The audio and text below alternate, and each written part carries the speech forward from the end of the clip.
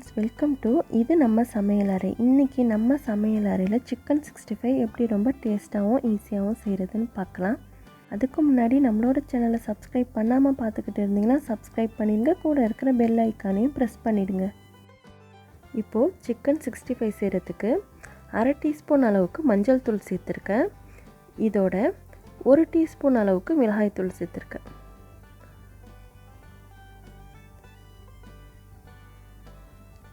இதோட 1 டீஸ்பூன் அளவுக்கு மல்லித்தூள் சேர்த்துருக்கேன், தனி மல்லித்தூள்.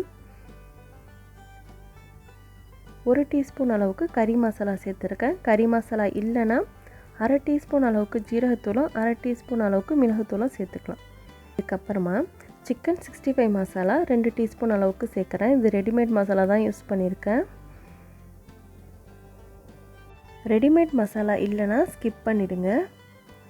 இதோட 2 டேபிள் ஸ்பூன் அளவுக்கு இஞ்சி பூண்டு பேஸ்ட்டு சேர்த்துருக்கேன்.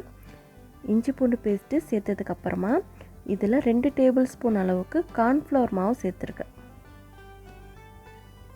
இதோட ஒரு முட்டை சேர்த்துருக்கேன். முட்டை சேர்த்துருக்கறனால கோழி நல்லா சாஃப்டாக இருக்கும். அதே நேரத்தில் நம்ம சேர்த்துருக்க மசாலாலாம் எண்ணெயில் பொரிக்கும் போது உதிர்ந்து போகாமல் இருக்கும். ஒரு பாதி லெமனோட ஜூஸை சீட்ஸ்லாம் ரிமூவ் பண்ணிவிட்டு இதோட சேர்த்துக்கிறேன்.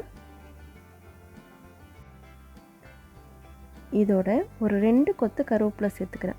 கருவேப்பிலை சேர்க்கும் போது நல்லா மணமாக இருக்கும் நம்ம பொரித்து எடுக்கும் போது. இப்போது எல்லாத்தையும் ஒரு தடவை ஈவனாக மிக்ஸ் பண்ணி எடுத்துக்கிறேன்.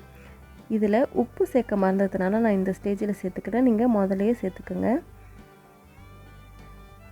அரை டீஸ்பூன் அளவுக்கு உப்பு சேர்த்துக்கிறேன்.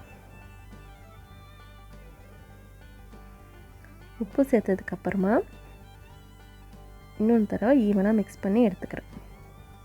இப்போது இதில் க்ளீன் பண்ணி வச்சுருக்க சிக்கனை சேர்த்துடலாம்.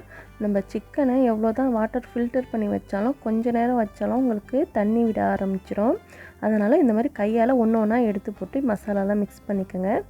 அப்படியே பாத்திரத்தோடு கொட்டினா தண்ணி இருக்கும். தண்ணியோடு சேர்த்திங்கன்னா மசாலா நல்லா சிக்கனில் கோட் ஆகாது. அப்புறம் எண்ணெயில் பொரிக்கும் போது உங்களுக்கு மசாலா தனித்தனியாக கலண்டு வந்துடும். இப்போ கோழியை நல்லா மசாலாலாம் பிரட்டி எடுத்துக்கணும். கையாலே மிக்ஸ் பண்ணிவிடுங்க. அப்போ தான் உங்களுக்கு எல்லா சைடும் ஈவனாக மசாலா பிரண்டு வரும். இது நல்லா மிக்ஸ் பண்ணதுக்கப்புறமா குறைஞ்சது அரை மணி நேரமாச்சும் இந்த மசாலாலாம் கோழி ஊறி இருக்கணும். அப்போ தான் உங்களுக்கு நல்லா டேஸ்ட்டாக இருக்கும். இப்போ இதை நான் 1 ஹவர் போல் இதை அப்படியே மசாலாலாம் ஊற வச்சிடுறேன். ஓவர் நைட் கூட வைக்கலாம். ஃப்ரிட்ஜில் வச்சு ஸ்டோர் பண்ணிக்கணும். இப்போது 1 ஹவர் கழித்து இதை பொரித்து எடுத்துக்கிறேன். இப்போது ஒரு கடாய் வச்சுட்டு கடாய் ஹீட் ஆனதுக்கப்புறமா கோழி பொரிக்கிறதுக்கு தேவையான அளவுக்கு ஆயில் சேர்த்துக்கிறேன். ஆயில் நல்லா சூடு வந்ததுக்கப்புறமா ஒவ்வொரு துண்டாக போட்டு பொரித்து எடுத்துக்கலாம்.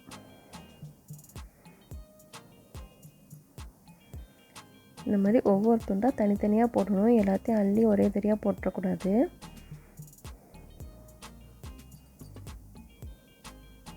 நம்ம கோழியை போடும்போது அடுப்பு ஹை ஃப்ளேமில் இருக்கணும். ஒரு 5 நிமிஷத்துக்கு அப்புறமா மிதமான தீயில் வச்சு பொரிச்சு எடுங்க. ஒரு சைடு நல்லா பொரிஞ்சதுக்கப்புறமா இன்னொன்று சைடும் பிரட்டி விட்டு பொரிச்சிக்கணும். ஒரு சைடு நல்லா பொரிஞ்சோன்னு தான் பிரட்டணும். முதலே பிரட்டிடக்கூடாது. மசாலாலாம் பிரிஞ்சு பிரிஞ்சு வந்துடும். இந்த மாதிரி எல்லா சைடும் பிரட்டி விட்டு பொரிச்சு எடுத்துக்கணும். ரொம்பவும் ஓவராக குக் பண்ணிடக்கூடாது. ரொம்ப ஹார்டாகிடும். கரெக்டான பக்குவத்தில் பொரித்து எடுத்துடணும். இப்போது இந்த ஸ்டேஜில் எண்ணெயெல்லாம் ஃபில்டர் பண்ணி எடுத்துடலாம். இதுக்கு மேலே ஃப்ரை பண்ணால் ரொம்ப ஹார்டாகிடும். இதான் உங்களுக்கு கரெக்டான பக்குவம்.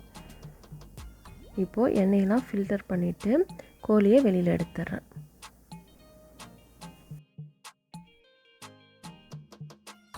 எப்போதுமே கோழி பொரிக்கும் போது நல்லா பழகின எண்ணெய் சட்டியில் பொரிங்க. அப்போ தான் உங்களுக்கு எந்த மசாலாவும் உதிர்ந்து போகாமல் இருக்கும்.